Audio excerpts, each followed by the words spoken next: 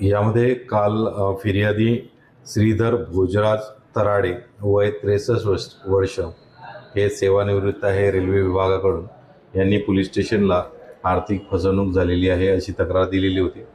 परंतु त्यांनी त्याच समांतर आर्थिक गुन्हे शाखा या ठिकाणी सुद्धा तक्रार दिलेली होती.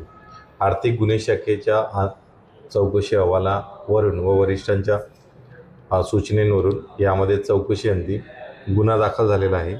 आणि यामध्ये फिर्यादी जे आहेत यांनी पेन्शन यातील फिर्यादीला पेन्शनबाबत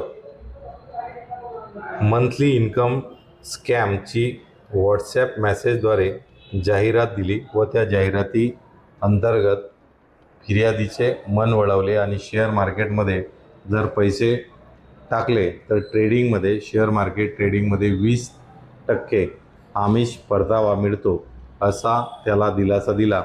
आणि 2022 पासून त्याचे 44,40,000 रुपये एवढी रक्कम व त्याच्या मित्रांची रक्कम अशी सदर गुन्ह्यामध्ये सदर चौकशी अंती निष्पन्न झाले की यामध्ये फिर्यादी याची फसवणूक झालेली आहे. त्या अनुषंगाने यामध्ये कलम 316(2) आणि 318(4) व 3(5) याप्रमाणे गुन्हा दाखल करण्यात आलेला आहे. यामध्ये तपास सुरू आहे.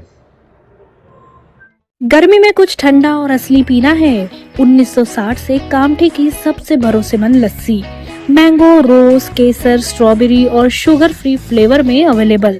गाढ़ी, मलाईदार और हर घूंट में स्वाद। ऐसी लस्सी जो कहीं और नहीं मिलेगी। आज ही आइए Dubey lassi centre, bus stand road, Kamthi.